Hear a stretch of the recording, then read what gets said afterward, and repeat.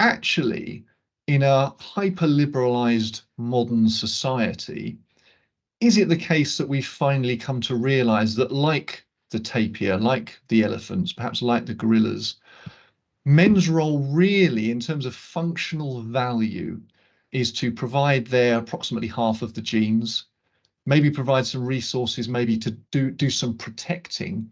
But beyond that, they're not actually important in the development of a child.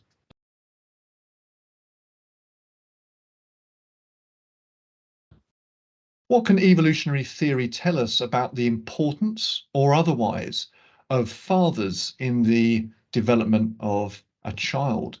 What can evolutionary theory tell us about occupational differences between men and women? Well, joining me today to talk about these questions and quite possibly many others is Professor Dave Geary. He's a cognitive, a developmental, and an evolutionary psychologist. At least that's my opinion, having read some of his papers of late. And I think it's fair to say that a lot of Dave's wide-ranging work nonetheless has a focus on differences between the two sexes in human beings. Dave, welcome. Yeah, thank you, Lewis. I appreciate the invitation. Oh, thank you. And I hope that was a reasonable reflection of your research credentials. Yep, sounded good to me. Dave, I'd like to start with a slightly cheeky anecdote, which of course has very little evidential value to it, but I think might set us off nicely. I did visit the zoo recently, and as you probably know, zoos often like to advertise when they've had, young animals born, the exciting, the baby elephant or the baby whatever. And in the mammal enclosures, whether it's elephants or tapirs or giraffes or, pygmy hippos or whatever zoos tend to have, what I noticed was where there are juveniles present, if they're interacting with adults at all, which often they are, but if they are, it's almost always with the females. And the males that are around in these groups tend to be standing off on their own, supposedly. I mean, maybe not necessarily, but supposedly kind of almost oblivious to what's going on. Now, in the modern day, modern living human beings, we've removed the shackles of an arguably maybe patriarchal, maybe misogynistic past, certainly a stereotyped past where women were expected to do certain roles, men were expected to do certain roles. And whilst there have been some expectations, particularly fairly recently, for men to get involved in parenting, actually, in a hyper-liberalized modern society, is it the case that we've finally come to realize that, like the tapir, like the elephants, perhaps like the gorillas, men's role really, in terms of functional value, is to provide their approximately half of the genes, maybe provide some resources, maybe to do some protecting.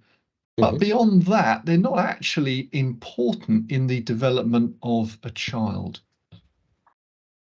Yeah, so oblivious is a good term for male mammals generally, but there's about 5% or so, 10% if you look at shorter term types of things, species where the males will do some type of investment. Typically protection, if we're talking about primates, sometimes provisioning as well in some other species. People are amongst those species where the males are engaged to some extent, although the engagement is facultatively expressed. It's not obligate. So with moms, with mammals, they're kind of obligated in a sense to invest, otherwise the offspring won't survive. In people, men's investment is facultative, meaning that it just kind of depends. Some men do a huge amount of investment, variety of types of investment, direct engagement, resources, protection, and so forth. and others do little to nothing there. And so you get this wide variation in men's engagement. And there are a couple questions there. One is the evolutionary history of that. And the other is also the more proximate sort of things, kind of what discriminates or what determines whether guys invest more or invest less. Though those that invest more can have quite a substantial effect on their kids. In industrializing UK, other parts of Europe, US, and other places, men's investment really had a substantial impact on child mortality risks, higher investment, lower risks, sometimes quite substantial effects, depending on where the population was and its mortality risks. These days, the risks are lower, things are more liberal, and so forth. And so, guys basically could zone out, do nothing, and their kids would be just fine. At least they'd survive. Dads who are engaged, not only investing in resources in them, better schools and so forth, but also engaging with them interpersonally, those kids do better and they're more socially competitive in the long run. Okay, so you're saying that in contrast to some mammal species, perhaps, have me up on this if you think I'm getting this wrong. In contrast to some mammalian species, human fathers, their direct, let's say, involvement, their psychological involvement, perhaps with children, benefits those individual children. That does something extra for them. They're advantaged on the average compared to children who aren't getting that father figure directly in their lives. Right, right. So typically parental investment, whether it's moms or dads, is about provisioning, providing food and protecting from predators or conspecifics or whatever it might be. I think with humans, there is the additional benefit of increasing social competitiveness of their kids. So their kids, they get a lot of investment from dad, a lot of investment from mom, to do well in school or to have good social skills, whatever that might be.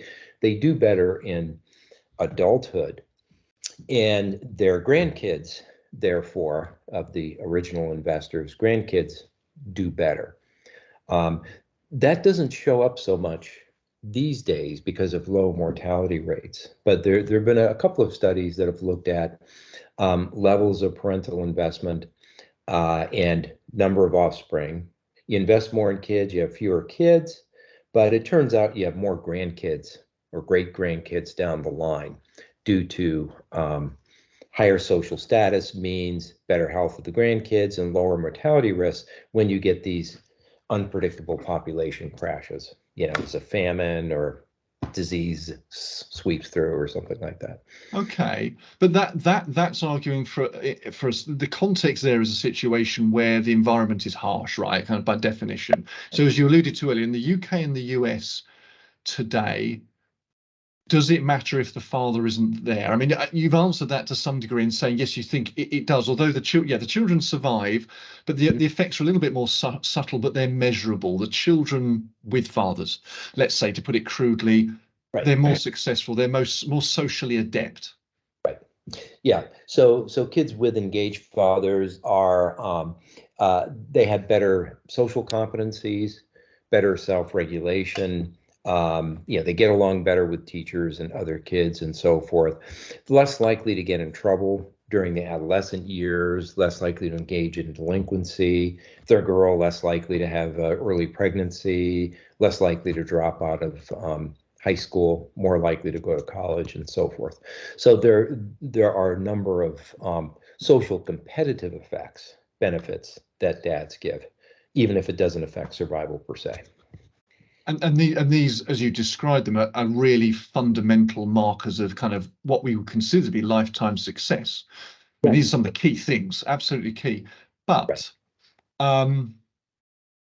people might ask, Dave, how can we partition out the effect of father presence or absence Hmm. against other markers. So, for example, areas or regions, let's say, where fatherlessness is more common, might be associated with lower socioeconomic status, lower incomes, less availability of books on shelves is often one that's mentioned. Right. Is it really possible to split them out, or is it the case that when we can see an association between fatherlessness and children doing less well in later life, it's really because fatherless is associating with socioeconomic factors that are the real causal effects of less success in adulthood? Right. Yeah. That's a great question, and that's the real question. There are confounds. It could be that the kids aren't doing well in adolescence because of shared genes with dad, and he's got the same impulsive, self-serving behaviors, and so didn't invest. So you got to cover for shared genes. You have to cover for socioeconomic difficulties and neighborhood effects and all of those types of things. The there is a fairly large literature on that does at least statistical controls on those types of things, and they generally conclude that there still is a father effect, probably attenuated to some extent, but it still seems to be there. I don't think there is the definitive, control of parent-child genetic overlaps and environmental effects and so forth. I don't think the definitive study is there yet, but those that have made those controls still find an effect. Um, Now, this is a question I wasn't planning to ask, but I'll ask it. Maybe a fairly brief one to answer. I don't know. So, in the very modern world, should we say there's progressively more, still a very small number, progressively more families that have two parents, but the two parents are of the same sex. So, for example, you can have obviously a child brought up by two women, and Right. so they've got two parents, but there's not a father present. Do we know anything yet about, perhaps it's too soon to know, about whether that influences the child? Right. Yeah. That's a great question. It's a very contentious literature. It's probably too soon to know for sure. And certainly having two engaged parents of whatever sex is better than having one, just in terms of just managing a household. Most of the studies that have been done in that area have been kind of convenience samples and higher socioeconomic status, higher educated, um, women that are married or together and raising the kid. And in those families, the kids seem to do fine. The same as mom and dad. What's unclear is how generalizable that is to the entire population.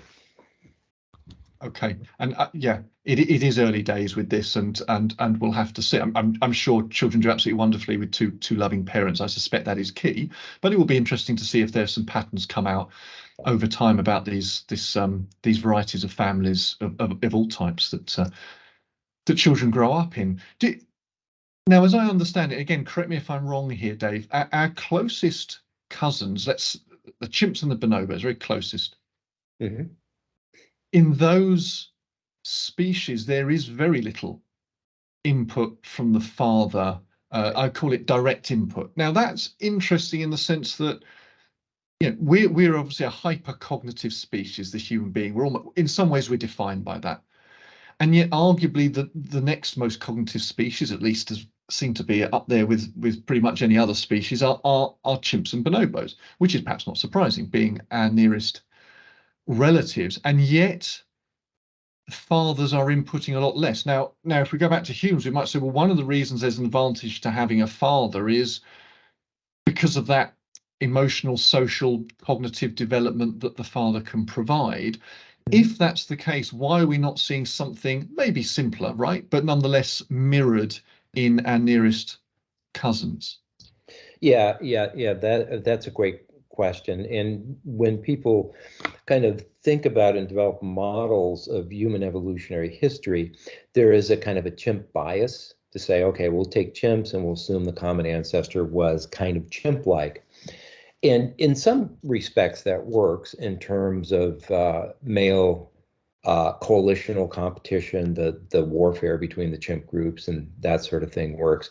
But if you look at male-female relationships and family formation sorts of things, it doesn't work very well. There are stark differences there with there are no families other than moms and offspring. The males don't do anything.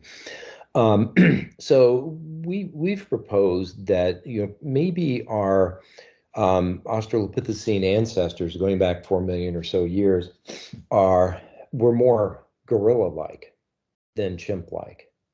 And the argument there is based on, you have a male, usually a couple of females.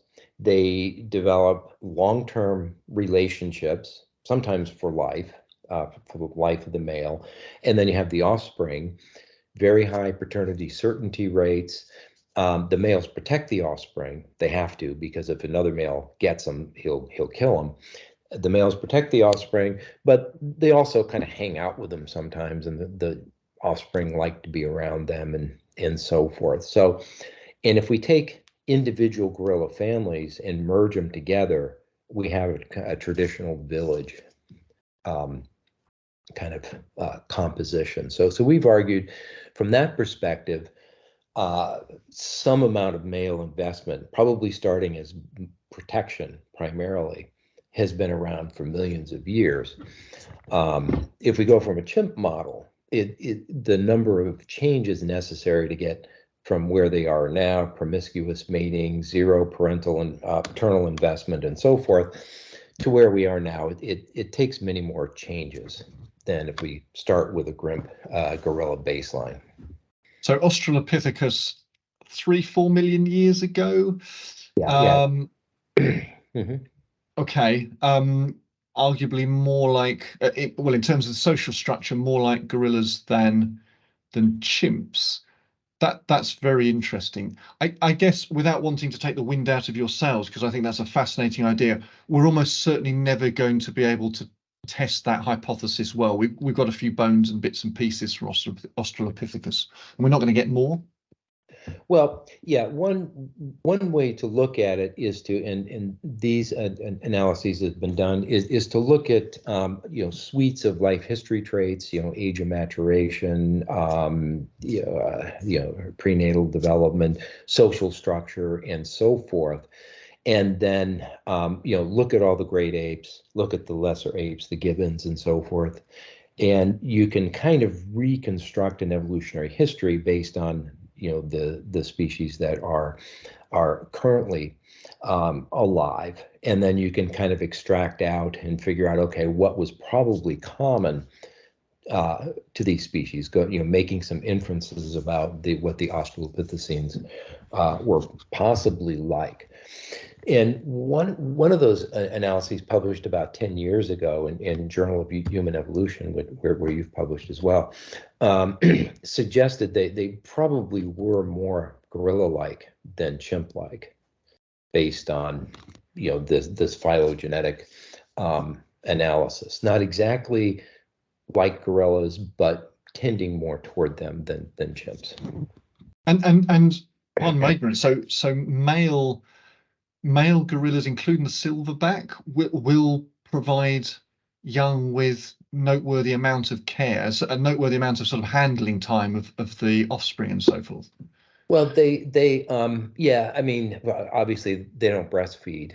So the females do that. The primary thing they do is protection, which is very important in those communities because the infanticide rates are very high. And if you just do a time budget, the amount of time they're in proximity of the offspring are near them, or they're climbing on them, or whatever.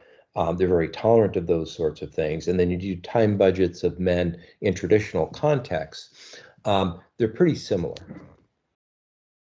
Okay, and but very different to chimps, where you're seeing offspring climbing on the males a lot less and so forth. Yeah, or none. Yeah, or zero. Yeah. That's very interesting. I mean, I wondered whether a reason, or the reason perhaps, it's normally multiple reasons, isn't it, as to why males of the human species tended to deliver quite a lot, tended to provide quite a lot to the offspring, was because of all the primates, the human beings are the ones that are far more energetically demanding. So we grow faster, we live longer, we have higher metabolic rates. Mhm. The downtime between pregnancies is smaller Yeah. in human beings. So we're metabolically kind of jacked up, to put it colloquially, compared to other primate species. And so we need to eat more. And so I wondered whether that could be quite a big driver for the fathers getting directly involved. Yeah. There the provisioning becomes much more important with gorillas and chimps. Even once they wean, the offspring basically feed themselves. So there's no provisioning there beyond that. Yeah. The switch to meat and higher calorie sorts of things that happened. Um, I don't recall the exact dates, probably early Homo, with cooking and stuff like that, certainly released energetic constraints on things like brain development and so forth. And that kind of, they went along together after that. And certainly I think that is probably true, that the additional provisioning is necessary. It doesn't always come from dad. Sometimes it comes from maternal mom and other kin sorts of things, but it often dad is contributing quite a bit to It's, that. it's, it's interesting that the invention, the discovery of fire, I mean, no other species cooks its food, right? Right. So being able to use heat to break down foods that otherwise weren't being broken down very fully in the gut releases a load more Right. energy from those foods. So suddenly those foods become much more energetically nutritious, and at least in principle allow a runaway of metabolic rate increases, brain increase, which is metabolically demanding, and then there's a whole new kind of evolutionary landscape that can be evolved into. I haven't Mhm. quite got that right, but by human beings, something that wasn't obtainable before then. But also Professor Herman Pontzer, who you're probably aware of, Professor Pontzer, he makes the observation which you've touched on, but simply that humans are much better at sharing than other species. So if you're low on food for a while, for whatever reason, you're lame or whatever's happened, there's more reciprocity between individuals, and so there can be a kind of a dampening of some fluctuations in your cash flow, if you like, in terms of energy. When down periods you get more, simply because you're provisioned by other members of the group, which seems quite a simple thing to do. And of course, other species do this to some extent. I think some bat species are famous for sharing, but it does seem that is far more developed in humans than even other primates. Right. Yeah. That's a type of social insurance that individuals in smaller traditional groups where hunting returns are, sporadic. So sometimes a guy will get a big, an antelope or gazelle or whatever it is he gets, and then shares it among other group members, but doesn't get anything for the next 2 weeks, and then gets insurance. Basically other individuals, other guys will share their food with them. Yeah, so that component, that aspect of it is very, very common. Um, but of course, if you get a gazelle and you don't have refrigeration or salt to dry it out and so forth, um, you can't save it for yourself anyway. So the costs of sharing are low, but the benefits are high as well. So certainly we do have that cooperative food sharing sort of thing. Dave, turning to occupations, jobs, careers. Sure. This is something, and I know you're aware. I've looked into to some degree myself, nowhere near the depth of Your Good Self, but I did co-write one review article with Steve Stewart Williams, who is very on top of this literature, and I helped with that. The other day, I was lucky enough to be having breakfast with someone at a rather nice hotel up in Cambridge, and enjoying my sausages and bacon and eggs. Mhm. And we were going to be working together later that day as a team. He was an academic. He is an academic from another university. I hadn't met him before. We've met a little bit online anyway. And the reason I just mentioned that briefly is because we were talking about our roles at our universities, and he mentioned, I can't actually quite remember how the conversation went, but he mentioned that there was a discrepancy within his school, in terms of the number of male and female professors, Mhm. and implied that there was a problem here that needed fixing. Well, he might be right, but for me, my sort of ears prick up with these sort of issues of correlation doesn't necessarily equal causation. And so I very carefully Mhm. engaged with him on this. Actually, I made it very clear that I knew it was quite a controversial topic and that I didn't want to be misconstrued as a misogynist or something. So I was very, very clear about it. Partly because I don't want people to misunderstand me or dislike me, and also because we were going to be working for the rest of the day as a team. And the day went well, and he's a really nice guy. But unfortunately, I can't remember verbatim what was said. But at one point, I said, look, our evolutionary past means that in a maybe hypothetical scenario where the playing field really is equal for men and women, you might hypothesize more men in a large group, more men than women to rise higher up a hierarchy. Mhm. And his response to that, perfectly affable, but was the effect of he completely disagreed with that, didn't believe that that was at all true, that it was a kind of an outdated viewpoint, and that we had in the modern world sort of progressed Mhm. beyond that. And I didn't get to the bottom of what progress meant for various reasons, including that, I wanted to, my breakfast was getting cold, but no, we had a good conversation. We just left it there. What would you have said to that? This is a biologist, by the way. Now he works on molecular stuff, Sure. and it's a very different area to the behaviors, but nonetheless, he's a biologist. Yeah. And his view was that thoughts that men and women are different. This is my interpretation of what he's saying, but is that that's just outdated. How would you broach that situation if you had been having breakfast with him? Well, it's certainly an outdated belief amongst certain activists and a lot of academics, but it's not outdated in terms of reality. Um, among terrestrial mammals, particularly primates, well, but generally mammals, um, male-male competition is physical. It tends to be physical, and it's consistently related to the evolution of larger, more aggressive, more dominance-focused males than females. When we have monogamous species, males and females tend to be about the same size. They could be aggressive. I mean, there could still be some level of competition, but the sex differences in it, in aggressiveness, aren't as large. So if his view is correct, then we would not expect sexual dimorphisms or physical size differences between males and females. But we still do find those So differences. let's absolutely. And actually, I did not as eloquently as you've just done, but I did mention to him, well, men and women are different average heights.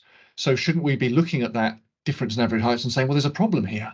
We need to somehow equalize this. Now, he didn't like the analogy between height differences and aspirations to climb a hierarchy differences. And maybe that's not I'm sure aspirations to climb a hierarchy differences isn't the perfect phrase, but I just want to take it back a step so that everybody can be clear here. So why would there be what you've termed male male or intra-sex male male competition? Let's go back a step. Why would men be bigger than women, and why would men want to compete with each other in the first place? Right. Well, in mammals and a lot of other species, but especially in species with mammals where the parental investment is female parental investment is obligate because you have internal gestation and you have some degree of postpartum suckling. So that kind of necessarily skews the females toward fairly high levels of parental investment.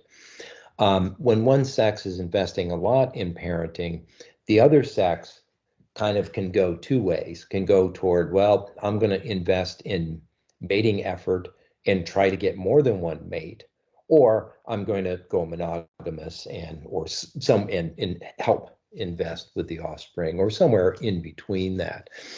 Um, in many cases, and probably in most cases with mammals, um, males who go the competitive route have higher reproductive success than those that don't, meaning that they have access to more females. They reproduce with they're basically polygynous. And the degree of competitiveness among males and the reproductive skew in male kind of offspring production, so to speak, is correlated with the physical sex differences, and not only in height, but also lean muscle mass, behavioral aggression, so forth. So it's the males that, by definition, are producing the small gametes in very large numbers. Right, sure. Yeah. The females, by definition, are producing a relatively small number of large gametes that are sessile. Mhm. So, in principle, males have the opportunity to father an awful lot of offspring Mhm. by a lot of women.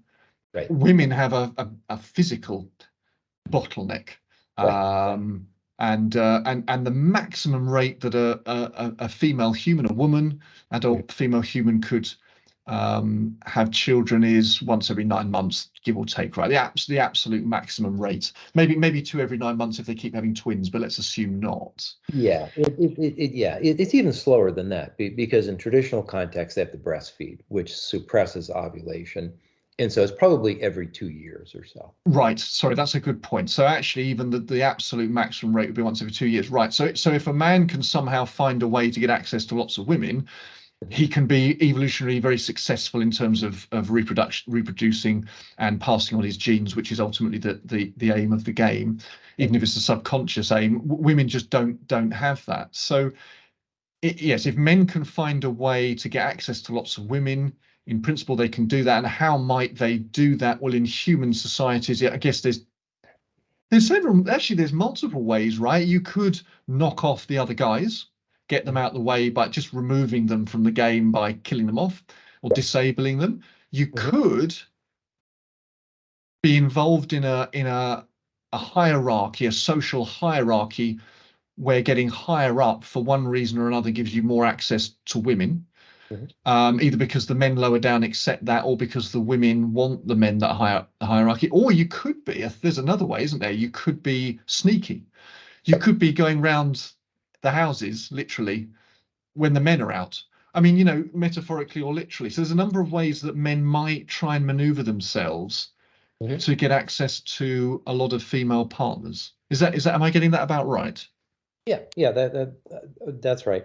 And there's a lot of research on that in traditional cultures, historically, and there's now pretty good population genetic data.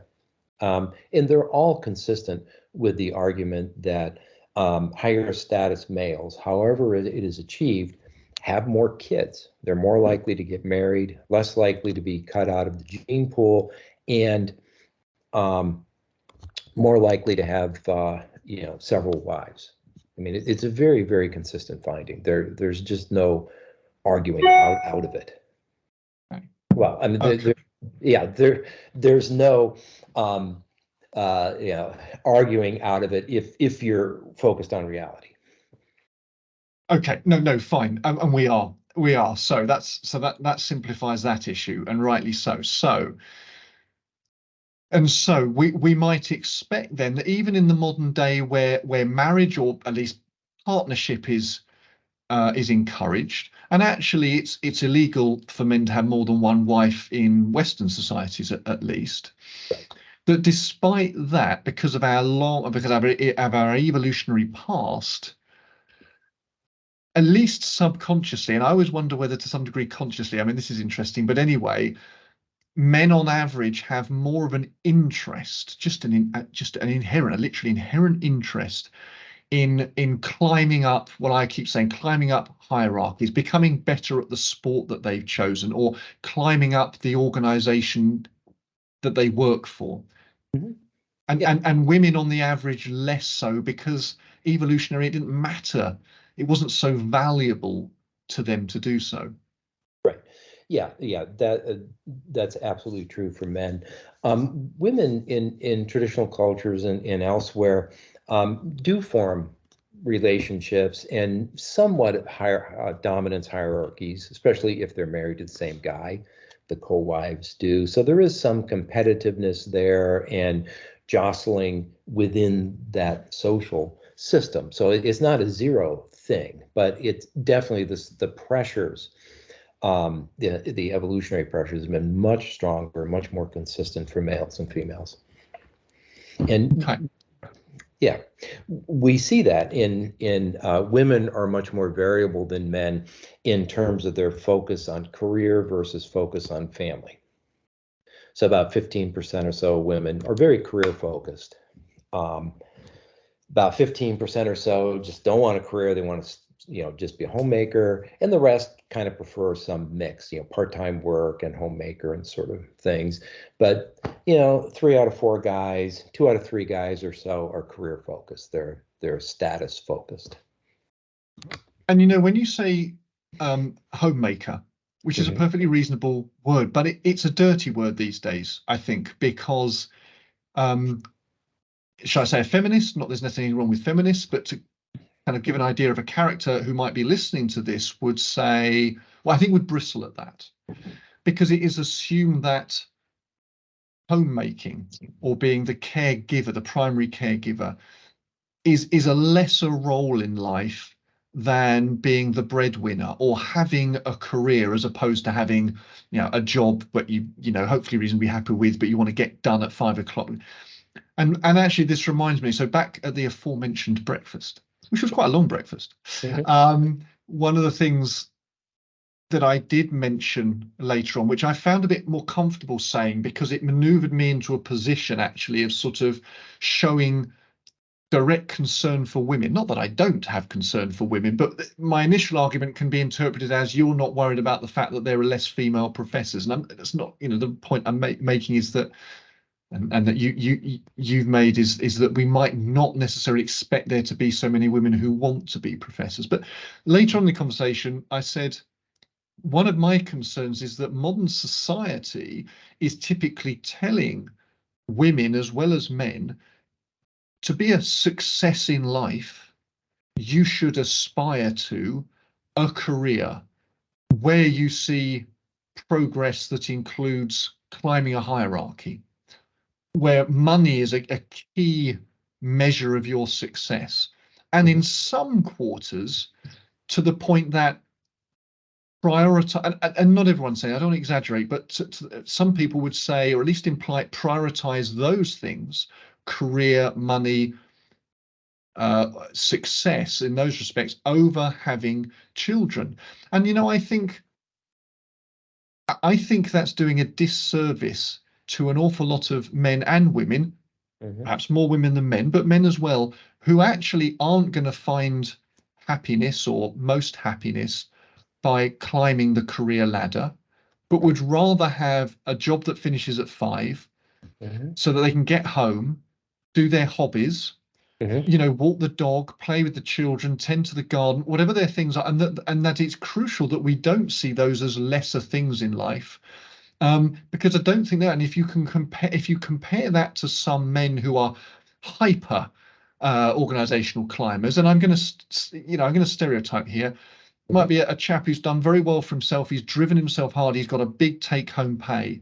He Mhm. buys the kind of mini mansion in the nice part of town with a swimming pool. He gets there, then he sees that his neighbor has got a bigger swimming pool. Now, if he is the sort of mentality that compares in that competitive way, I'm not against people career climbing at all, but actually he might be caught in a situation where he can never psychologically win because there's always another step up the ladder. Right. And so I'm not sure that those people are more successful, at least in terms of being happy or whatever, than the person who's happy to go home and tend to their garden on a nice quiet Sunday evening. Do you know what I mean? Sure. Well, so yeah, you work hard, you work 60 hours a week, and you're going to be socially successful, economically successful, probably. But if you don't have any kids, you're an evolutionary dead end. And so you're not successful. Once in the next generation, you're gone.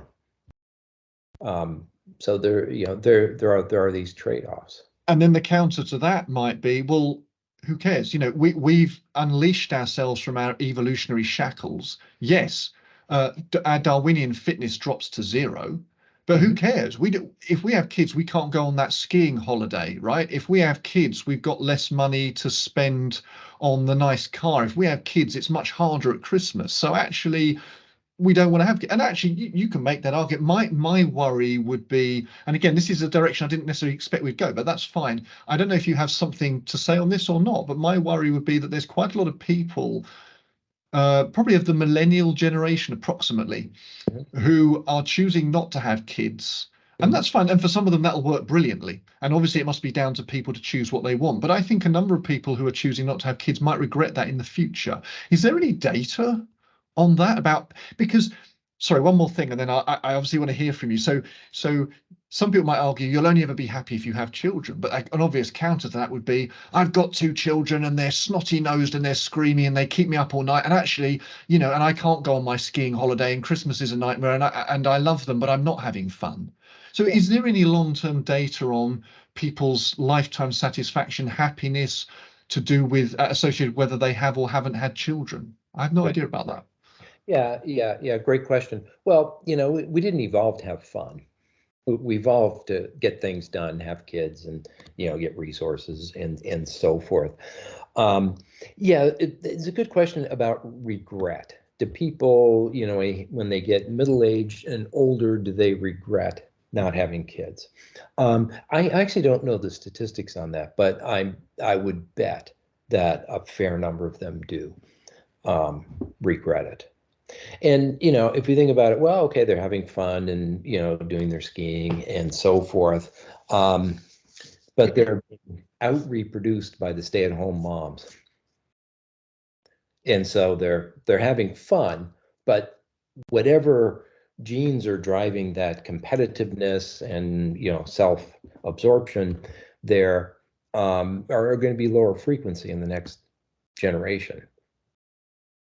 There's well, that's absolutely true, and of course, economically, that's disastrous. Again, that doesn't mean that people are obliged to have children, but if we are going to have less children, we ought to do it quite slowly and taper out quite slowly. I think otherwise, people aren't going to be paying. The next generation aren't going to be paying the pensions of the previous generation. There's a scene, and I'm not going to be able to recapitulate this very well. I think it's in the film Margin Call, and it's a brilliant film. And I think it's Demi Moore, and she's playing a sort of 50-ish-year-old, obviously woman who's got a relatively high-powered job at this firm, a firm that trades. I'm not going to say more than trades because I don't know too much about these things. And she has been asked by the firm to, well, she's got no choice. She has to take the hit of resigning and being seen as the person who messed up. It's a story based around the 2008 financial crash, obviously very relevant to the US and the UK in particular as happened. This was a US based film. Yeah. And there's a scene that's quite poignant, and I'm not going to attempt to recapitulate it, but where she realizes that she's going to have to take the hit of losing her job. Now, actually, financially, I suspect she's in a very strong position. They'd probably give her an early pension or something. She could probably get a job somewhere else, even though her reputation would be tarnished. But the way the conversation goes, it's a brief scene, but she's asked if she has children. And she says no. And anyway, obviously the scene's a little bit more developed than I can explain it, but and looks quite forlorn. And I think the point that scene was making for that one lady, I'm not saying this generalizes to women in general, but at all, but is she'd pushed very hard in her career. That had gone really well. Mhm. Suddenly, force majeure, and she's lost that job, and she's too late, unfortunately, for her to have children. So I'm not saying that that was a point to be made to women in general. It was just looking at this particular individual and her situation, but it just resonated with me. I have to say it resonated with me. I think there's something in that. Mhm. Yeah, yeah. There are data on that. The career focused women tend to have fewer kids on average, and not all of them want kids. Not everybody wants kids. Um, but yeah, I mean, there's a trade-off um, between, and the trade-off is larger for women than for men in terms of career success versus investing in family. So coming back to this issue of, let's say, professors, or sorry, perhaps I should say full professors, Mhm. to make the US equivalent. So not only people got, so there's a lot of women in academia in the biological sciences, which is our broad area, for Mhm. example. In fact, it may, certainly in the younger generations, there may be more female academics than male academics. I'm not sure if it's quite crossed 50%, but there's certainly a lot of women academics in the biological sciences, as an example. Less so, of course, in physics, for example. But despite that, in the biological sciences, once you get up to professor or full professor, it is still quite skewed Mhm. towards men. Now, that's partly a historical Right. artifact, and as those men retire, that will flush through the system to some degree. But you would predict not entirely. That is, unless there was social engineering Right. to tilt things in the favor of women substantially, you would expect in the long run there still to be more male full professors than women because of this skewed interest in climbing hierarchies. Now, a comeback to that though would be, and you've touched on this, is, well, hang on a minute. Everything might be equal in terms of, there's a lack of misogyny and maybe a lack of misandry, one would hope, although I'm not sure that's always the case in academia. But women are still the ones who gestate, who get pregnant, who then breastfeed. And so from about the age of 35, is it? The gap in terms of publications, etc., really opens up. You know, so is it actually that women don't want to hierarchy climb so much, or is it simply that they're nobbled by this massive biological imperative and the hit they take from having children? Right. Yeah. Yeah. There's a couple of things going on. As you mentioned, the historical sort of thing. Women were discouraged from going into higher education and so forth. And so there's a generational effect there, which has now changed. There's more women now in the life sciences than men, although more men in the physical sciences.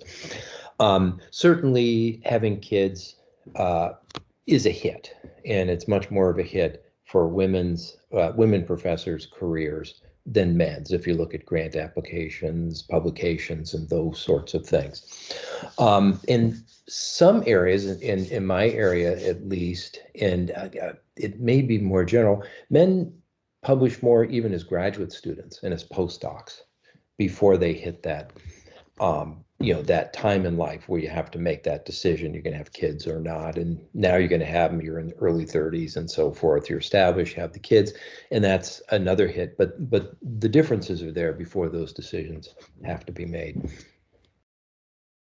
Okay, so you would argue that there's still that difference between men and women prior to issues of pregnancy and having children and so forth, which suggests that there is something innate, at least partly generating those differences between men and women. Could it be that men are being advantaged when it comes to how their work is reviewed? So just to be clear, we know, I think most people will know, but scientists, we're talking about scientists, they get into the lab or whatever it is, collect data, and then they'll write reports, manuscripts or papers describing their work and putting into context. Those are submitted to journals, and the journals will assess the work and choose either to accept them for publication or to reject them.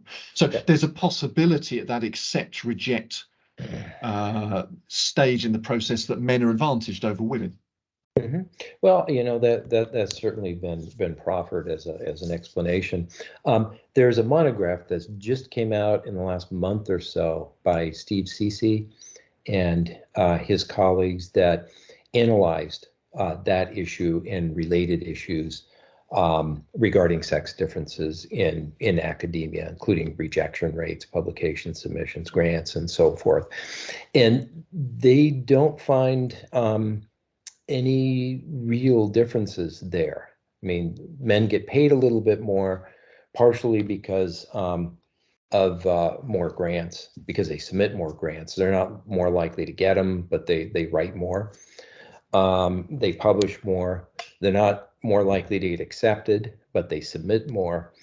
And that drives some of the pay differences. And women, for some reason, sometimes get lower teaching ratings. But in terms of prospects of getting hired, prospects of getting a manuscript accepted for publication or grant funded or so forth, there's not good evidence of bias there. In fact, is there, my memory tells me that if anything, they could be biased towards women and that they tend to get promoted, in some fields at least, they may get promoted on the average with fewer publications than men. Yeah, The devil could be in the detail there, but yeah. I think it varies a bit across fields. In some areas, biology, I think, is one of them, where the probability of getting a job offer is higher for women once you look at the base rates of who has applied. More men apply typically than women to these academic jobs because they're very demanding jobs. But if 30% of women apply, they have a 35 or 40% chance of getting an offer. So there is that disparity. There's very good monograph published, perspectives in psychological sciences with public interest. It's if you look it up, Steve Cece, and it's publicly available. It's a free download. I'll take a look. Actually, Cece and Williams, I think, as well, wrote a piece subsequent to the review I mentioned briefly earlier that I wrote with Steve Stuart Williams. I mean, he led on it. Wrote a review that very much supported what we'd written, which was not that men are hard done by and women have it easy by any stretch, but anyway, did as deep a dive as we reasonably could to try and understand why there are gender disparities, or perhaps you say sex disparities, across STEM in both directions. There was a rebuttal that was published, which offered one possible mechanism that could be advantaging men over women, which Steve and I explicitly admitted we hadn't thought of, which I'll mention here. They described it as, so these authors that wrote this relatively short response to our piece called it masculine defaults, so that society, for whatever reasons, may tend to favor, perhaps subconsciously, male-linked traits over female-linked ones. So traits that men tend to present more than women might be, perhaps subconsciously, seen as better, and therefore that gives men an unfair advantage. Well, yeah. Generally, men are often described as agentic, and boys, kind of, they're outcome focused. They are less focused on building relationships, a communal sort of thing, and they're more focused on, okay, we got to get A, B, C, and D done. Less emotional, more kind of narrow attention on whatever that goal is. And that's true. I mean, that sex difference has been replicated many times, where men are more agentic and women are more communal. Whether one is valued more than the other is kind of irrelevant, because if you're more agentic, you're going to get more done in work environments. Right. Okay. And so I suppose the response could be, well, should jobs be assessed in terms of how much is done? You know, the women might say, hey, these guys, they work all these hours to get more done. Well, we don't work so many hours, but we do quality. And because we add something different to the party, we're producing a product, whatever it is, which is actually in some ways better. But the things that we do well aren't the things that are being picked up by management just because of the way society is. And so therefore we're not getting recognized the same way that men are. Right. Yeah, and you know that's kind of an organizational issue in question. So in academia, people, you know, at least in research universities, you know, the payoff is to getting grant money, publishing, getting your work cited, and so forth. And people who do that get paid more and get advanced more quickly. Now, you could argue, and I think reasonably saying that, well, you know, it's not only about research. There are undergraduates here and they're teaching missions and spending more time with undergraduates, developing relationships with them, doing kind of more communal, intensive sorts of things are important to the mission of the university as well. And I won't argue with that. And I also agree that that does not get paid off in the incentive structure in most, at least, research intensive universities. So you could make that argument. It depends on what the university wants. If you're at a liberal arts university in the US anyway, where they don't have a big research focus, they don't have a lot of graduate programs or whatever, the communal kind of, you're supposed to hang out with students and develop relationships and work with them and so forth. That's what gets paid off, and that's a different type of university and a different type of reward structure. But if you're in a research focused one, the agentic stuff is what gets paid, and that's the stated mission of, you know, that's only 5% of universities anyway. Right. Okay.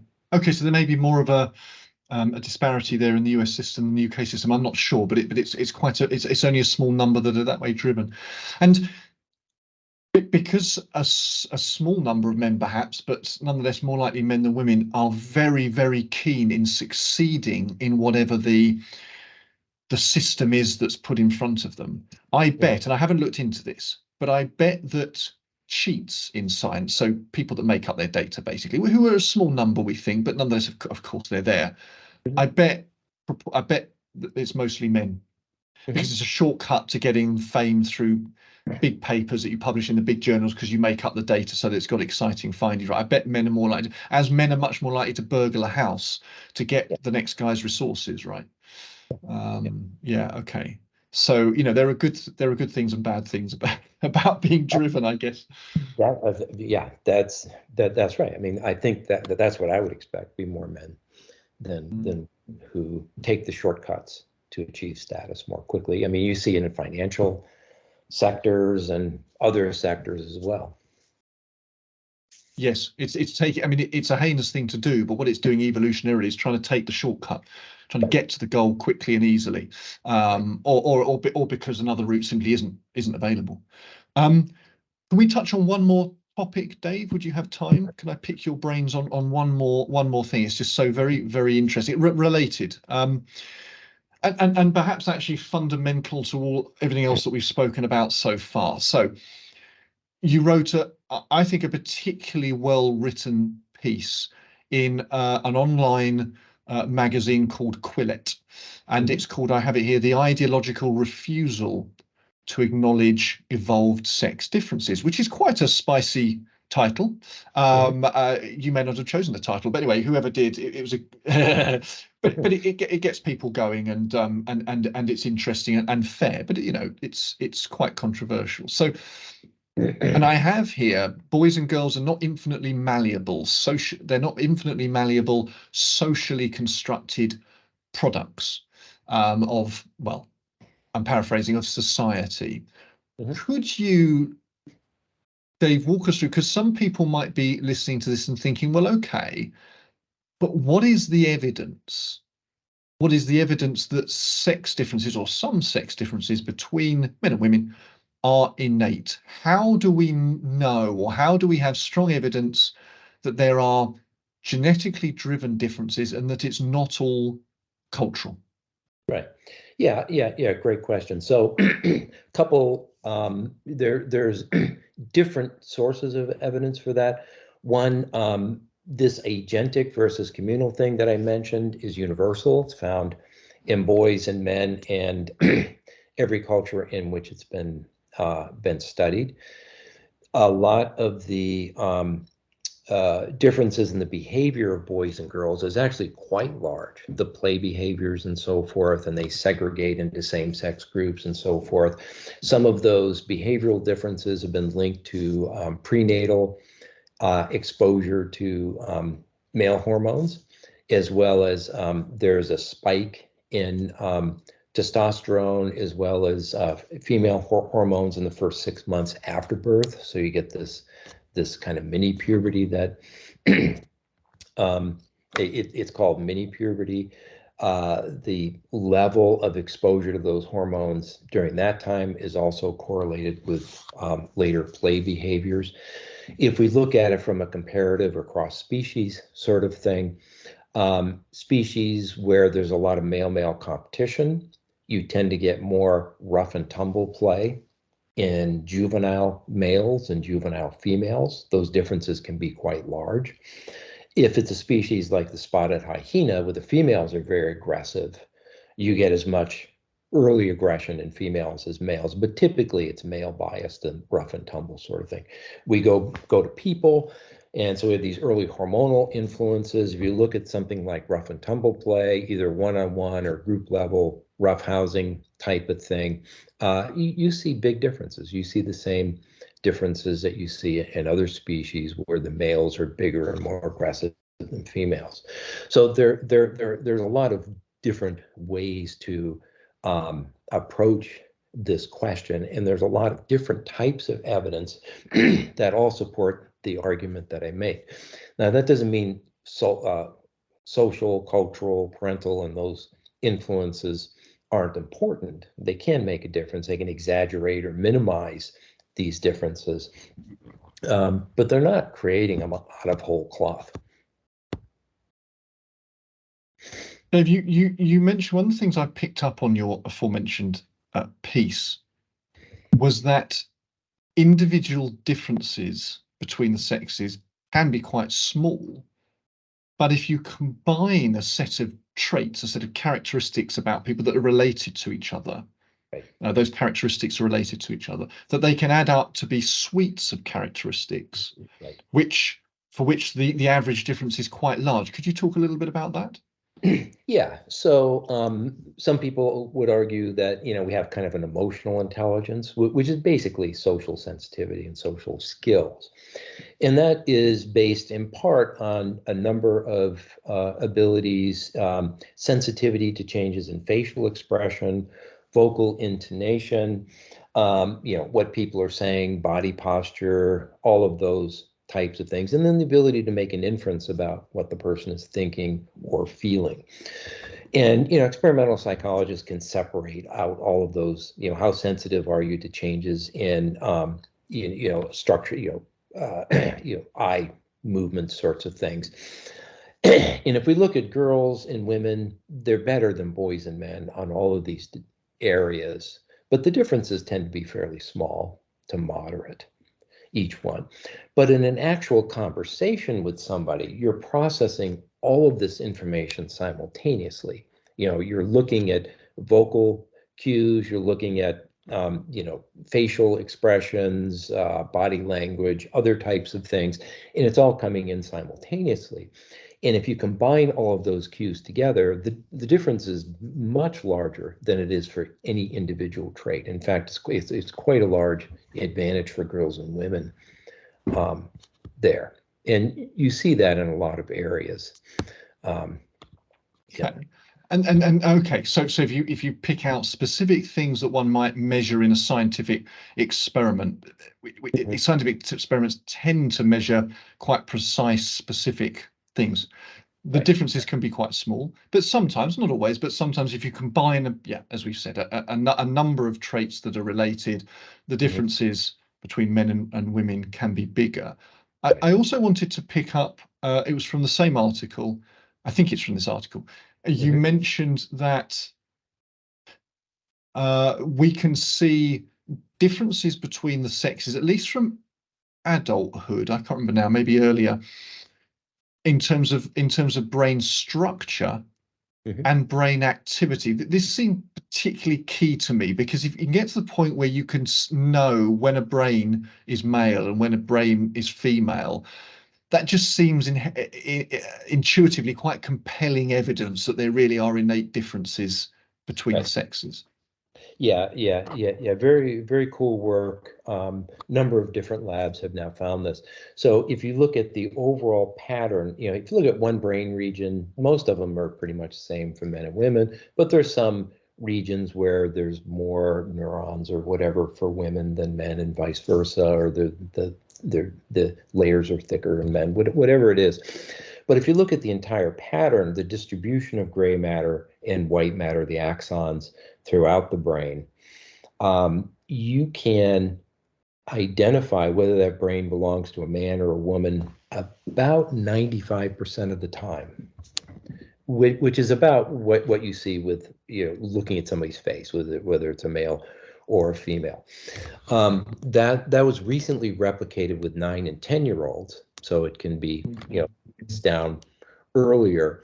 There are now some brain imaging studies of prenatal development. So you can now do the scans of a pregnant mom, and you can look at brain synchronization patterns. So the brain is not like pieces, they're integrated into systems. And when the brain is developing, those areas that will eventually become linked together in a system tend to fire together, and that helps kind of build that system. And so you can look at spontaneous firing activities of these different systems, and you see sex differences there, even 5 months prenatal or so. I don't know how large those differences are at that age. I suspect that they must not be as large as they are in kids and adults, but they're there. And this obviously is before any cultural or social influences. Right. Okay. Yes, indeed. Because with the 10-year-olds and the adults, you could argue, well, the differences in brains are related to the fact that they're being, the boys choose blue and the girls are told to choose pink, and this. But that argument can't be made for children, the fetus. Well, I mean, you just about could, but I mean, you'd really have to be pushing it to suggest that cultural influences had made their way to the fetus, I think so. Okay. So we really do, yeah. So there are fundamental wiring differences, although, and as you point out, we are the same species. We're not different species, and presumably men and women view the world, experience the world in very similar ways much of the time. But there are some key differences which can play out. Going back to Steve Stuart Williams, I mentioned him 3 times now myself. One of the things that one set of dots that we weren't able to connect in our review, and I don't know if you have thoughts on this, is that some job preferences, how can I put this? Sort of reading levels tend to be higher in women on the average. Some aspects, at least, of mathematical levels, I know this is quite controversial, but I think it still holds, tend to be higher on average in men. We couldn't, and that associates with job preference, okay, but we couldn't work backwards and see why mathematical abilities would have given human beings in the males an evolutionary advantage. Do you see what I'm saying? So we couldn't make that stuff. We could say, well, to put it very bluntly, they're a little bit better at maths on the average, so they might choose mathematically based jobs. Fine, but why would they be? Why would men be a little bit better mathematically than women?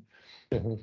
Yeah, good question. Yeah, there's a number of issues there. First, yeah, reading and mathematics are evolutionarily novel um, abilities. You have to learn them in school, otherwise you're not going to get them. They're not universal and so forth. So there's a whole nother issue there.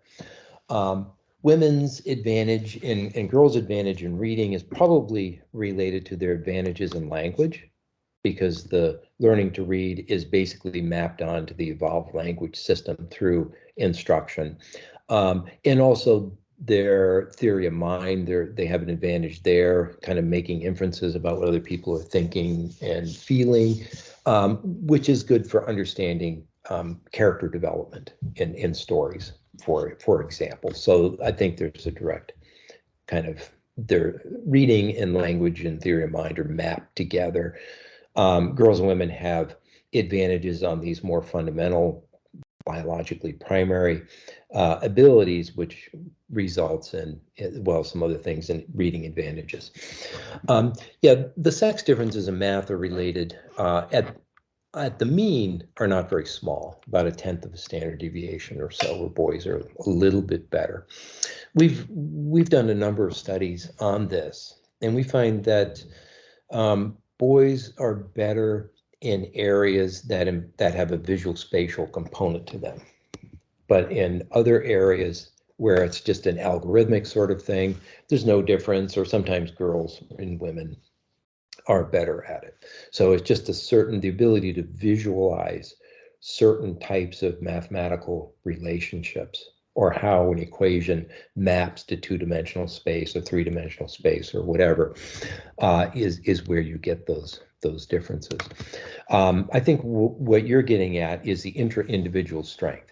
So if a girl is really good at math and science, but she's even better at reading, she's more likely to take a non-STEM, major in humanities rather than a STEM, a physical science type of thing, just because she's relatively better in that, even though she would do very well in the STEM areas. And the same with the guys. If they have a strength, it's more likely to be science or math than reading. So their, a rational decision would be, well, I'm going to go into an area where I'm relatively better at than another area. So they may do a tech sort of degree, their undergraduate degree, or some type of training or whatever. But the occupational stuff is actually more strongly related to more fundamental interests. Women have a stronger interest in living things, people, as well as living things more generally than men do. And men have more of an interest in things, kind of inanimate objects, and how they work, how they can be used as tools and objects. The female advantage interest in the living things, I think, gets at their communal biases, where they really do want to form relationships and help people and develop a supportive community. They feel better when they're helping people than guys do. It's not that guys don't care. It's just on average you're going to get that. So you see more women in helping professions, that teaching, nursing, more physicians now.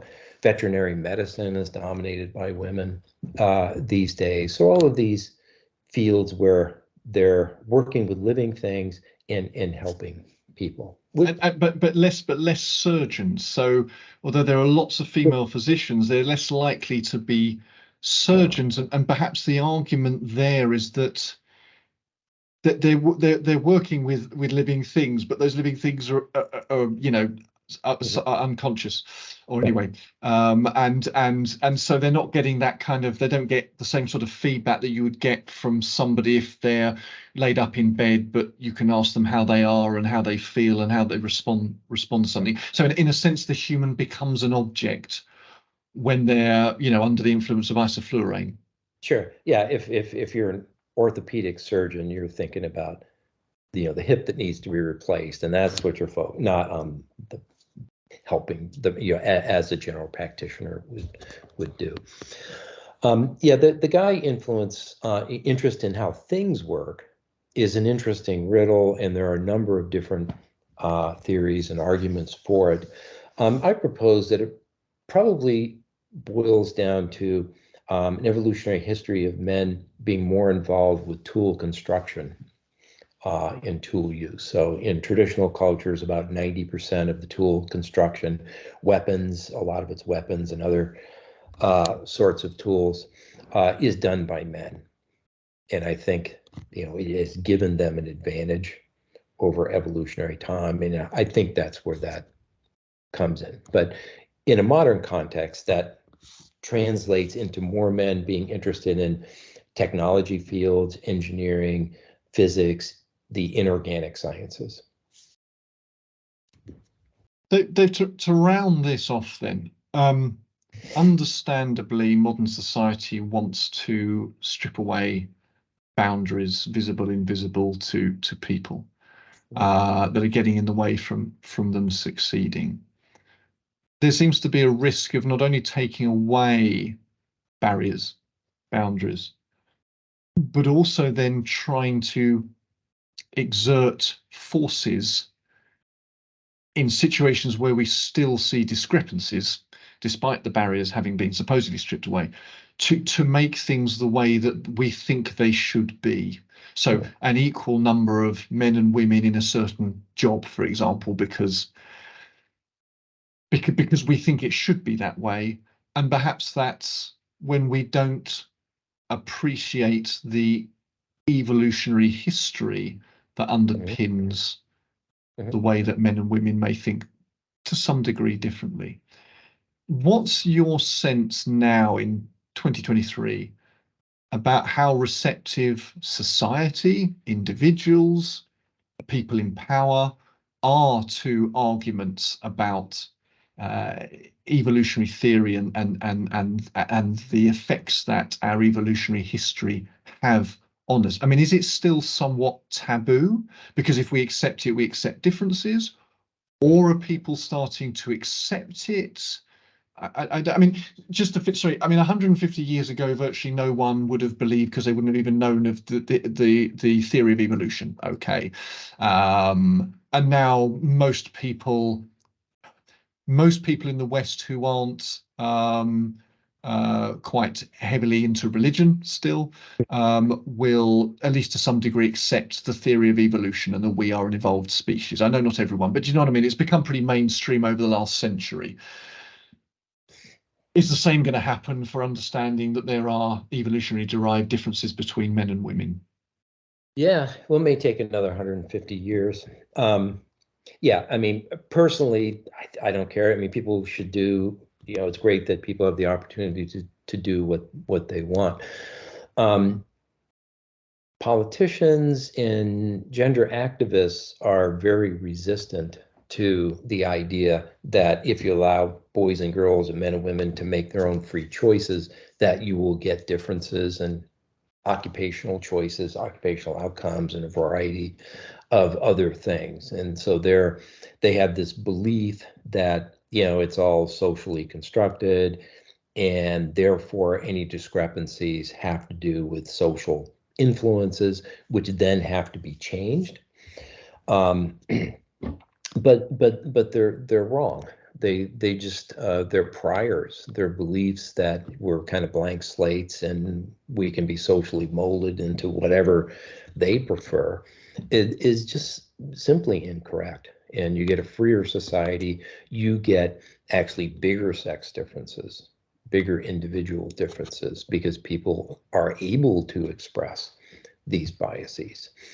I think a lot of people deep down would agree with the argument that, yeah, there are differences, and men like some things and girls like other things, and women like some things, boys like different things, and so forth. And some of this is self-generated types of things.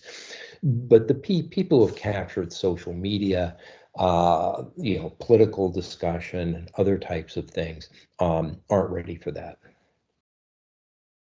That's a shame, but we will get there. And obviously, scientists, even erudite experts such as your good self, would recognize that we don't know it all. There's plenty to play for, and there's plenty in society that needs improving and so forth. But the evolutionary history is a key part of our understanding of society and how people are the way they are.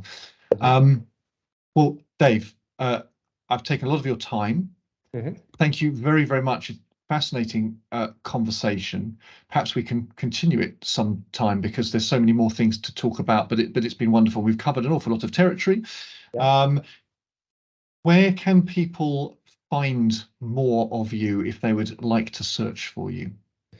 Yeah, I mean, I don't really do social media because, I have a job. And I'm pretty busy. And they can email me. I'll send them reprints.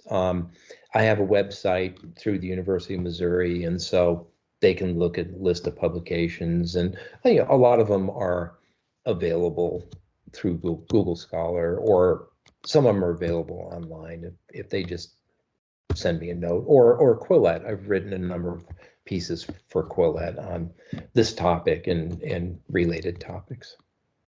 And you have a book fairly recently out. Oh, yeah. Male, female, the evolution of human sex differences, third edition. It's fairly academic, but I tried to write it at a level where it's broadly accessible. It's not a trade book, but it's also not a typical academic textbook. It's an academic monograph, but hopefully accessible to the educated public. And it's got, yes, and it'll touch on, well, all the topics I think we've talked about here, and of course many others. Yes. Yeah. Wonderful. Well, thank you very much for your time today. It's been a real pleasure. I know you've got quite a long day ahead of you. All right. Well, thank you, Lewis. I appreciate it. I enjoyed our talk. I'm happy to do another one here whenever you're ready.